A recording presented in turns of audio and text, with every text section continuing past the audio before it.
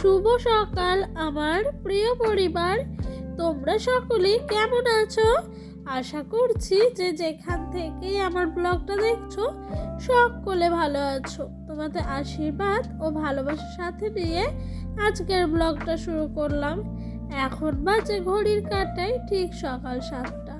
আর কি হচ্ছে জানো তো, এই কদিন ধরে এত শীত পড়ছে না, তাই জানো তো উঠতেও একটু বেলা হয়ে যাচ্ছে। কিন্তু দেরি করে উঠেও আমি কিন্তু সংসারের সমস্ত কাজকর্ম বুদ্ধি করে সময়ের মধ্যে সেরে ফেলার চেষ্টা করি।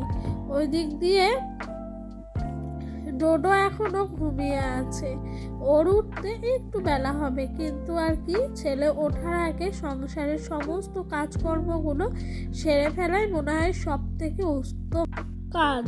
তো বন্ধুরা, তোমাদের সঙ্গে গল্প করতে করতে এদিক দিয়ে আমার কিন্তু উঠানটা ঝাঁট দেওয়া হয়ে গেল। তারপরে এদিকে চলে আসলাম এই যে বাসনগুলো মাজতে। আর কালকে রাতে সেরকমভাবে কেউ ওঠেনি জানো, এই ঠান্ডার জন্য।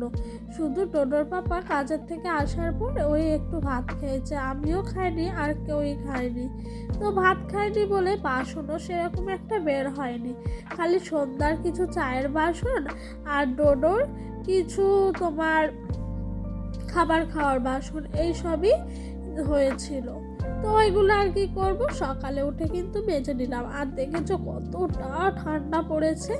আমি যেখানে বাসন মাজছি ওপারেই কিন্তু মাঠ, আর মাঠের পুরো কুয়াশায় ঢাকা, কিচ্ছু দেখা যাচ্ছে না।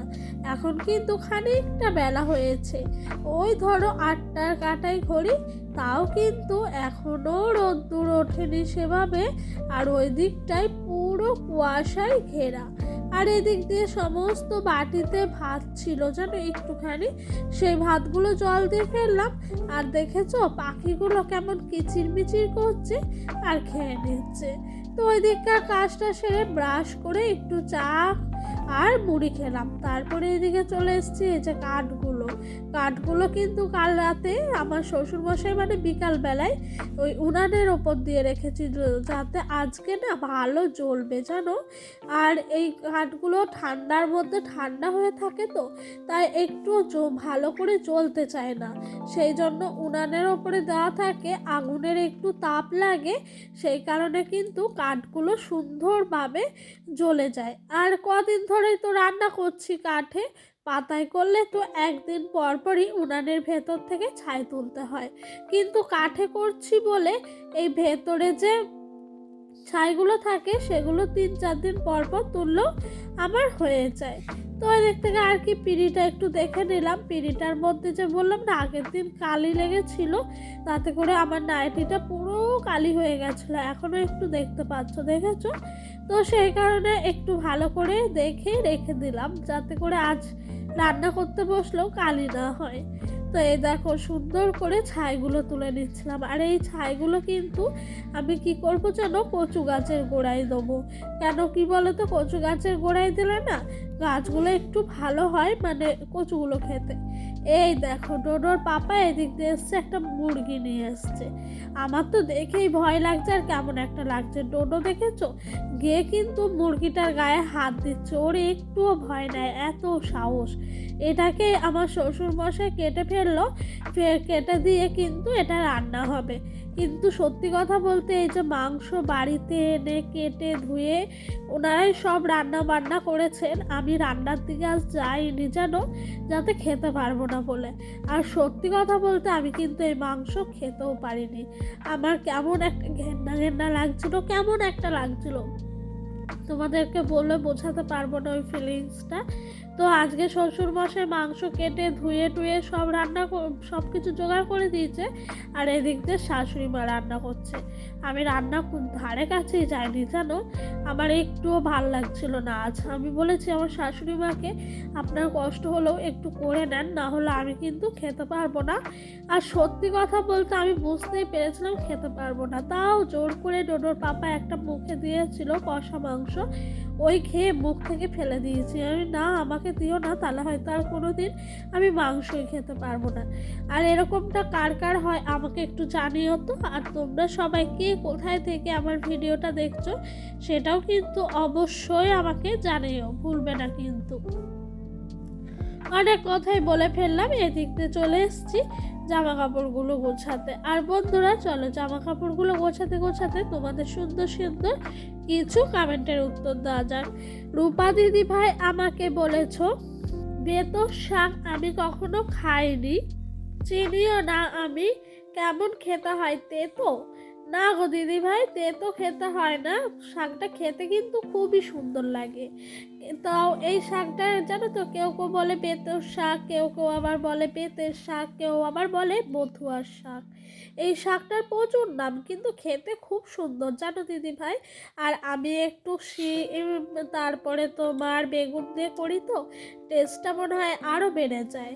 আর এই শাকটা আমাদের এখানে মাঠের জমিতেই হয়, আমার শ্বশুরমশাই যেদিন মানে খেতে ইচ্ছা হয় যে মাঠের থেকে নিয়ে আসে। আর আমার যেখানে বাপের বাড়ি সেখানে না কিনতে পাওয়া যায়, ওখান থেকে মা কিনে আনে।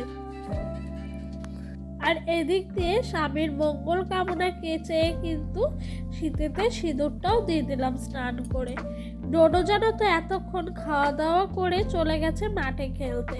আর এখন শীতকালে কি হয়, মানুষজন কিন্তু সবসময় মাঠেই থাকে, শখে হয়তো খুব কম রাস্তার মধ্যে ঘোরাঘুরি করে, কিন্তু বেশিরভাগ সময় মাঠেই থাকে। আর এখন তো বিকেল হয় না, দুপুর হয়, তারপর সন্ধ্যা হয়ে যায়, তাই কিন্তু মানুষজন দুপুরটা মাঠে কাটিয়ে দেয়, তারপরে রাস্তায় ঘোরাঘুরিও করে, কেউ কেউ ঘরে ঢুকেও পড়ে। আর আমার যেহেতু দুপুর বেলাটাই বেশি কাজ, তাই আর মাঠে টাঠে যেতে পারি না জানো। আর এই দিক দিয়ে দেখেছো চিকেনটা আমার শাশুড়ি মা রান্না করেছে গ্রেভি গ্রেভি ভাবে, ডোডোর পাপা বলেছিল কষানো করতে, সেই ধরনেরই করেছে। খাওয়া দাওয়া করে এখন বিকালবেলা এসেছি শপিং মলে। আমার একটা বান্ধবীর বেবি হয়েছে, ওর জন্য একটা জামা কিনবো। দেখেছো এদিকে কত কালেকশান, মানে শপিং মলে গেলে পরে মনে হয় দেখেই যায়, জিনিস দেখেই যায়, চোখ ধাঁধিয়ে যায়। এই ব্ল্যাঙ্কেটগুলোর দাম কত জানো? দেখো 79 টাকা। এখানে কিন্তু ডিসকাউন্টে অনেক জিনিস পাওয়া যায়। আর এদিকে গাছগুলো দেখেছো, দেখতে তো অপরূপ সুন্দর, এত সুন্দর সুন্দর, দেখে মনে হচ্ছে অরিজিনাল গাছ। কোনোদিন যদি বাড়িঘর ভালো হয় তাহলে নিয়ে আসবো। আর এই যে ঘাস পাপোশ, এদিকে প্রচুর পাপোশ, এই দিকটা পুরো পাপোশেরই কালেকশান। আজকে কিন্তু প্রচুর আমরা পাপোশ এনেছি, মানে 4টে এনেছি, তোমাদেরকে অন্য একটা ভিডিওতে দেখিয়ে দেব। আর এটা হলো 300 টাকা। দেখছিলাম ফুলগুলোর দাম কত, যদি কোনো দিন ড্রেসিং টেবিল বা কিছু না হয় তখন রাখবো। আর লিফটে করে চলে যাচ্ছি একেবারে 3rd ফ্লোর, মানে 3 তলায়। আর ডোডো কিন্তু একটুও ভয় পায় না, ও খুব এনজয় করে ব্যাপারটা। তারপর এদিকে চলে এসেছি পিঠেপুলে মেলায়, কিন্তু কি হয়েছে জানো, মেলায় ঢুকতেই পারিনি। ঢুকবো কি, পুলিশে লাঠিচার্জ করছিল, জোজো এসছে বলে কথা, তাই না ঢুকে বাইরে থেকে ডোডোকে একটা বেলুন কিনে দিয়ে চলে আসলাম। আর বন্ধুরা ভিডিওটা না এখানেই শেষ করছি। তোমাদের যদি ভালো লেগে থাকে অবশ্যই কিন্তু একটা লাইক আর একটা কমেন্ট করো। আর যদি আমার ভিডিওটা তোমাদের আরও ভালো লেগে থাকে চ্যানেলটি সাবস্ক্রাইব করে ছোট্ট একটা চ্যানেলের পাশে নতুন সদস্য হয়ে থেকে যেও, এই অনুরোধই রইল। সবাই ভালো থেকো, সুস্থ থেকো, দেখা হবে পরে।